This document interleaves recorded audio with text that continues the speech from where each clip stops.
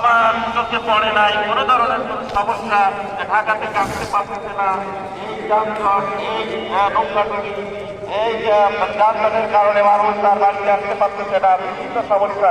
এবার আমি কোনো সমস্যায় আমার চোখে ধরা পড়ে নাই। এই জন্য আমি বর্তমান বাংলাদেশের যে সরকার, এই বীর শহীদ ঈদগাহ ময়দান থেকে আমরা সরকারকে ধন্যবাদ জানাতে পারি কিনা?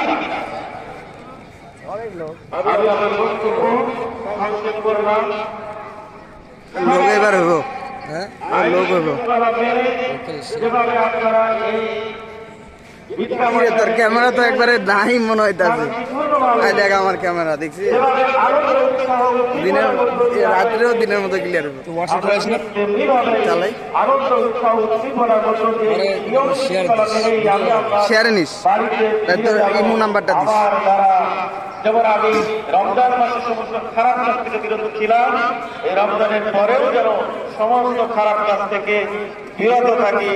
আল্লাহ যেন আমাদের রোজাকে কবুল করেন, রোজার মাধ্যমে আমাকে যে তাকওয়া অর্জন করার কথা বলেছেন, এই তাকওয়া ভিত্তিক জীবন গঠন করার আহ্বান রেখে সবাইকে ধন্যবাদ জানাই। আসসালামু আলাইকুম ওয়া রাহমাতুল্লাহ। সম্মানিত মুসলমানবৃন্দ, এবার শুভেচ্ছা জানাবেন দিনাজপুরের সম্মানিত জেলা প্রশাসক মহোদয় জনাব রফিকুল ইসলাম, জনাব মোহাম্মদ রফিকুল ইসলাম।